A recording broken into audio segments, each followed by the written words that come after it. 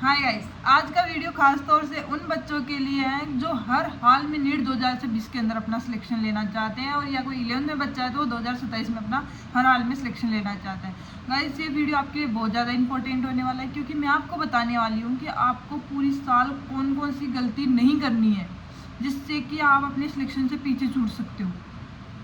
कौन सी गलती नहीं करनी है और किस टाइम पे आपको कौन सा काम करना है, मतलब आपको कौन सी सब्जेक्ट पढ़नी है, कौन से टॉपिक पढ़ना है ज़्यादा अच्छे से, जिससे कि आप एक हाई स्कोर कर सको और एक बेस्ट से बेस्ट मेडिकल कॉलेज में जा सको।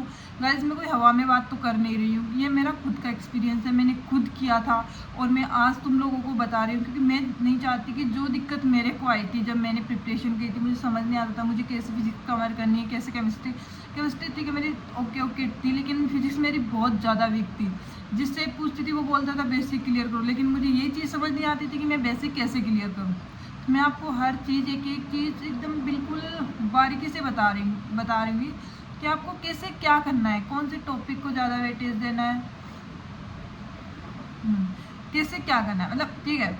अब फिजिक्स का जब मैंने वीडियो बनाया था कि अपने कॉन्सेप्ट कैसे क्लियर करें, जो बोलते हैं ना कि कॉन्सेप्ट क्लियर करो, तो कौन कौन से टॉपिक है जिनसे आपके फिजिक्स के बेसिक क्लियर होंगे। गाइस, आप उन पे काम करना स्टार्ट कर दीजिए। अब ये जो ईयर की स्टार्टिंग है, इस टाइम पे आप जितना ज़्यादा बेस अपना सॉलिड कर लोगे, लास्ट जब आपके मार्च अप्रैल के टाइम पे जो आपकी जो तैयारी हो जिस पीक पे होगी ना, आप खुद सोच के हैरान हो जाओगे कि ये मैं ही हूँ जिसकी तैयारी इतनी हाई लेवल पे, हर हाल में सिलेक्शन चाहिए, हर हाल में। और हर हाल का मतलब कई बच्चे होते हैं ना कि जो पढ़ना चाहते हैं लेकिन उनको समझ नहीं आता, ये सबसे बड़ी दिक्कत होती है कि मन में चाहते हैं कि मुझसे कुछ भी करवा लो, मैं कैसे भी पढ़ लूँगा, मैं 25 मतलब 24 घंटे होते हैं वो 25 के लिए खोल दें, जैसे कि मतलब मैं 18 घंटे निकाल दूँगा पढ़ाई के लिए, बस मुझे समझ में आनी चाहिए चीज़ें। तो समझ में आने का सीधा सा मैंने सब चीज़ अपने प्रीवियस वीडियो में बताई थी। आज का वीडियो बनाने के कौन कौन सी मिस्टेक आपको नहीं करनी।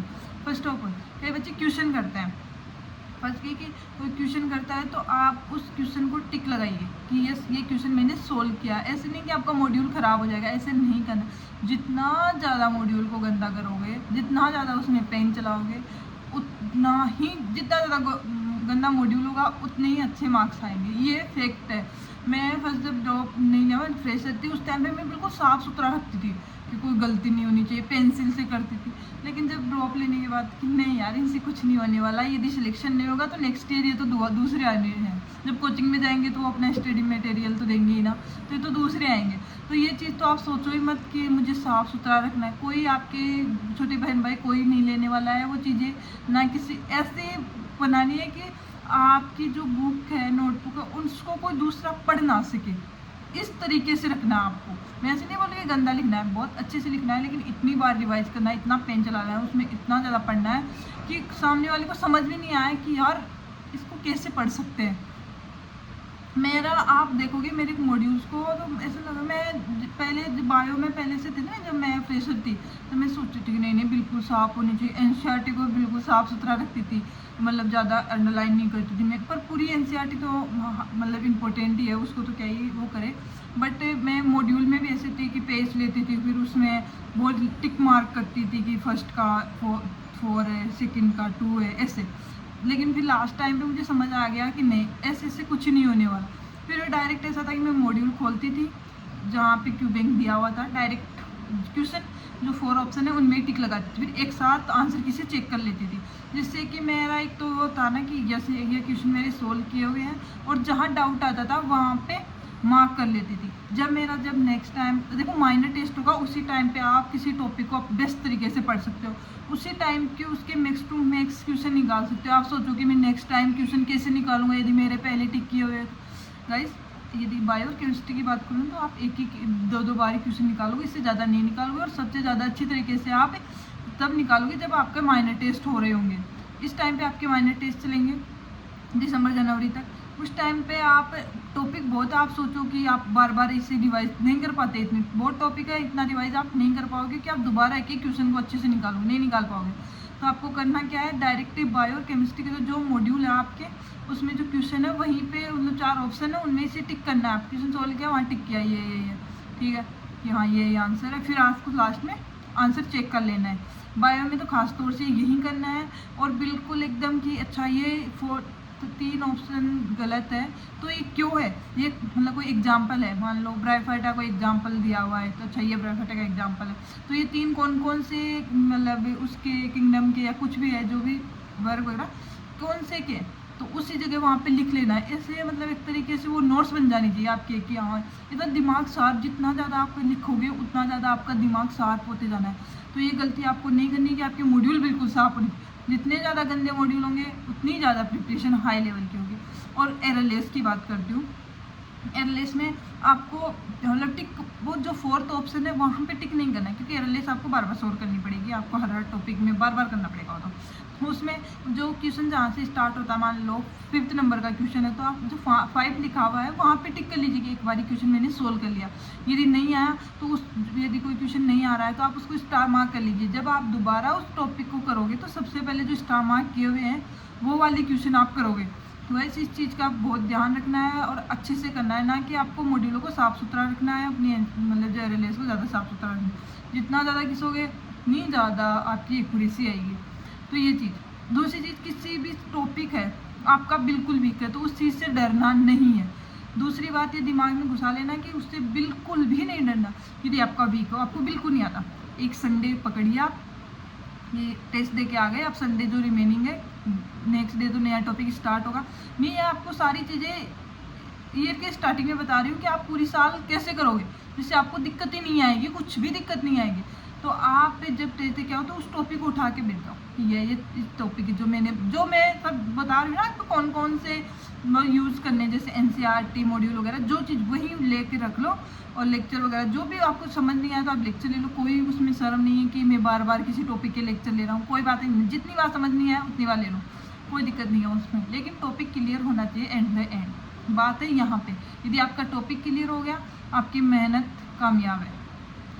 तो उस जितना ज़्यादा उस बैठ जाओ। यदि आप किसी टॉपिक को 4-5 घंटे कंटिन्यूसली आप किसी टॉपिक को दे दोगे ना, 100% आपका वो टॉपिक फेवरेट बन जाएगा। यदि आपको फिर भी नहीं बन रहा, नेक्स्ट संडे या जब भी टाइम मिले आप उस टॉपिक को लेके बैठ जाओ। हम जितना ज़्यादा किसी टॉपिक को पढ़ते हैं, जितना ज़्यादा किसी सब्जेक्ट को पढ़ते हैं, वो सब्जेक्ट उतनी ही फेवरेट बन जाती है। MBBS में 19 सब्जेक्ट है, ठीक है। आप जिस सब्जेक्ट को सबसे ज़्यादा पढ़ोगे वही सब्जेक्ट आपकी फेवरेट बन जाएगी। इसमें यह नहीं कि ईजी है वो फेवरेट है। और काफ़ी ज़्यादा बच्चों को गंदी लगती है, पढ़ने में मज़ा नहीं आता। क्यों? क्योंकि उसको ज़्यादा बच्चे अच्छे से पढ़ते नहीं है। इसलिए ये नहीं कि वो बहुत ईजी है, पर सबको मेडिसिन अच्छी लगने लग जाती है। क्यों? क्योंकि मेडिसिन वो बहुत ज़्यादा बार पढ़ते हैं, उसको बार बार रिवाइज करते हैं। रिवीजन का खेल है, जितना ज़्यादा रिवीजन उतनी ज़्यादा हाई लेवल की आपकी प्रिपरेशन। तो उस चीज़ का बहुत ज़्यादा ध्यान रखना। 2 टॉपिक। 3rd टॉपिक ये कि आप यदि टेस्ट दे के आ रहे हो, आपको पेपर एनालिसिस उसी दिन या नेक्स्ट डे कर लेना है। पेपर एनालिसिस को कभी भी छोड़ना नहीं है कि मैं बाद में कर लूँगा, दे के आ गया, पेपर गंदा हो गया, चलो छोड़ो, हो गया सो हो गया। ये चीज़ बिल्कुल दिमाग में नहीं आनी चाहिए। हो गया तो क्यों हो गया, कहाँ गलती रह रही है मेरी, जिससे कि जैसे आज मेरा पेपर ख़राब हुआ है, उस चीज़ को पॉइंट आउट करना है और उस चीज़ का उसी दिन सॉल्यूशन निकालना है कि मुझे यदि ये टॉपिक नहीं आ रहा है, इसके ज़्यादा क्वेश्चन सोल्व कर रहे हैं, तो इस टॉपिक को मैं कब क्लियर करूँगा। ये क्वेश्चन है मुझे अभी सोल्व करने हैं, ये क्वेश्चन कहाँ से आया है। पेपर एनालिसिस उसी दिन करना है। यदि क्योंकि जब आपके जो मेजर टेस्ट लगेंगे ना, जब लास्ट टाइम पे बीच में फरवरी से मेजर टेस्ट स्टार्ट हो जाएंगे, फरवरी मार्च से मेजर या मेजर कोई भी जो भी टेस्ट सीरीज आपकी होगी वो, तो उस टाइम पे यही माइनर वाले क्वेश्चन कई रिपीट होते हैं। तब आप सोचोगे यार उस टाइम पे ये क्वेश्चन मेरा गलत हुआ था, मैं उसको सोल्व कर लेता तो आज मेरा ही सही होता। ये चीज़ उस टाइम नहीं आनी चाहिए। पेपर एनालिसिस कभी भी नेक्स्ट डे पे नहीं छोड़ना है, पेपर एनालिसिस उसी टाइम करना है।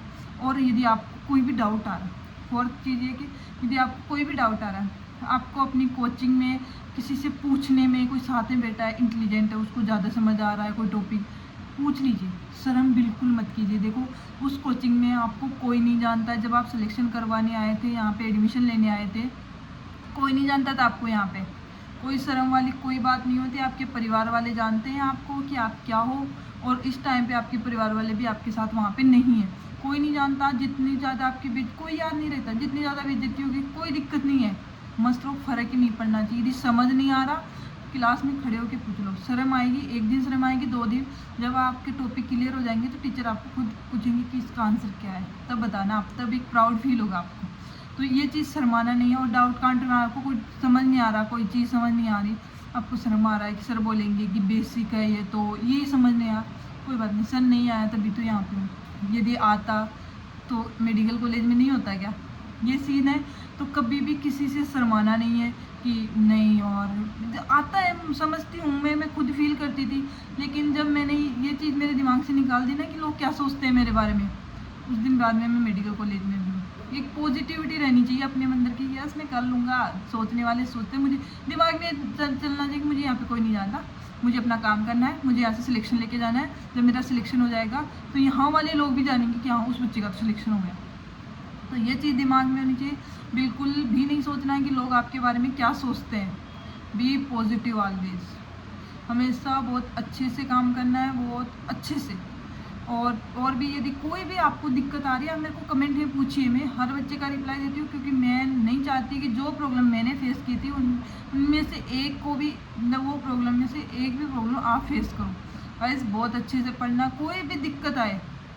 और कई बच्चे जो मेरी इंस्टा आईडी हो मेरी को विन्नी के नाम से हैं, यदि आपको कोई पर्सनली पूछना है कि दीदी मुझसे इसमें ज़्यादा दिक्कत आ रही है, वो कमेंट नहीं कर पा रहा, तो आप वहाँ पे पूछ सकते हो, कोई दिक्कत नहीं है, मैं वहाँ पे भी हर बच्चे का रिप्लाई देती हूँ। और गाइस कोई भी दिक्कत आए ना यार, शर्माना तो वहाँ पे बिल्कुल नहीं। और हर टेस्ट, और फिफ्थ हमारा जो सीन है वो ये कि कभी भी टेस्ट नहीं छोड़ना है। यदि आपकी प्रिपरेशन, यदि आपने उस टॉपिक में बिल्कुल भी नहीं की है, तब भी आपको वो क्वेश्चन, वो टेस्ट नहीं छोड़ना है। यदि नहीं आ रहा कोई बात नहीं, आँख बंद करके पेपर देने चले जाओ, कम से कम पेपर तो लेके आओगे वहाँ से। जब आप उस टॉपिक को अच्छे से क्लियर कर लोगे तब वो पेपर सॉल्व कर लेना। नहीं आ रहा तो कोई बात नहीं, और सबसे पहले अपने बेसिक्स क्लियर कर लो। एक टेस्ट में कम नंबर आ जाएंगे तो कोई पहाड़ नहीं टूट जाएगा, और यदि बेसिक क्लियर हो जाएंगे तो फिर आपके हर टेस्ट में अच्छे मार्क्स आने लग जाएंगे, क्योंकि हर टॉपिक फिर आपको समझ में आने लग जाएगा। तो गाइस सबसे पहले अपने बेसिक क्लियर करो और अपने टारगेट्स पे काम करो। कौन क्या कर रहा है उस चीज़ को छोड़ो, दोस्त कहाँ जा रहे हैं, क्या कर रहे हैं, कहाँ घूम रहे हैं, घूमने दो जिसको घूमना है। तुम तो वहाँ मेडिकल कॉलेज में आके दोस्त बनाओगे, उनके साथ घूमना। अपने माइंड में सेट रखो कि मैं यहाँ पे पढ़ने आया हूँ, मुझे पढ़ने के अलावा यहाँ पे कोई काम नहीं करना है, दैट्स इट। मेंटलिटी बिल्कुल सेट होनी चाहिए, आपका टारगेट बिल्कुल सामने होना चाहिए कि मेरा ये, इस टाइम पे मुझे ये काम करना है तो मुझे यही करना है। ना कि कोई पास आके बोल रहा है कि यार वहाँ चलते हैं, चलो चलते हैं, ऐसे नहीं। कुछ भी मान लिया किसी की बात, मना करना सीखो कि नहीं यार मुझे क्यों निकालने में कहीं नहीं जा रहा। मुंह पे बोल दो, कोई फ़र्क नहीं पड़ने वाला, तुम्हें कोई नहीं जानता, वहाँ पे पढ़ना है तुम्हें वहाँ पे। और कोई भी फिजिक्स में कोई भी बच्चों को दिक्कत आ रही है तो मैंने उसका भी वीडियो बनाया है। और यदि आपको अब भी दिक्कत आ रही है तो क्वेश्चन, जितना ज़्यादा क्वेश्चन निकालोगे आपकी प्रॉब्लम दूर होती जाएगी बच्चों। और कोई बच्चे बोलते हैं दीदी मेरे को कैलकुलेशन में बहुत दिक्कत आती है, तो वो फिजिक्स से भी बेसिक है।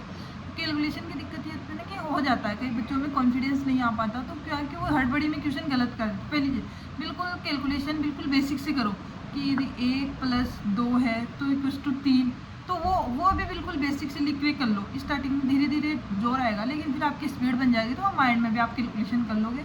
तो इस चीज़ को हाइपर मत बनाओ कि मेरे से तो कैलकुलेशन में मिस्टेक होती है। कोई बात नहीं, एक बार गलती होगी, 2 बार गलती होगी, 3 बार गलती, कितनी बार गलती होगी, एंड द एंड आपका सही होने लग ही जाएगा। प्रयास करते रहो, कभी भी पीछे नहीं हटना है। और गाइस मैं आपको पूरी साल, मेरा टारगेट है कि मैं आपको पूरी साल गाइड करूँगी, जिससे कि आप मेरे से कनेक्टेड रहो और आप एक अच्छा स्कोर कर सको। कोई भी चीज़, मेरा तो यही टारगेट है, एक बुक को 50 बार पढ़ो, ना कि 50 बुक को एक बार।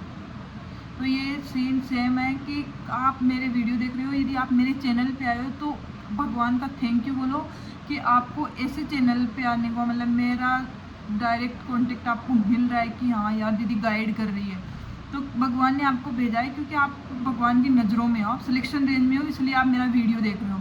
क्योंकि काफ़ी बच्चे हैं जिनके पास मेरा वीडियो भी नहीं जा पा रहा होगा, उनको अभी भी नहीं समझ में आ रहा होगा कि उनको क्या करना है। तो यदि आपके पास ये वीडियो आ गया, मतलब भगवान की नज़रों में हो आप, और आप भगवान आपको डॉक्टर बनाना चाह रहा है। तो गाइस भगवान का थैंक यू बोलिए और बने रहिए मेरे साथ। और कोई भी डाउट आए मेरे को कमेंट कीजिए, कोई भी दिक्कत आए, मैं 100% आपकी प्रॉब्लम सॉल्व करूँगी, आपके लिए, आपके साथ। ऑल द बेस्ट, और मेहनत में कोई कमी नहीं छोड़नी है।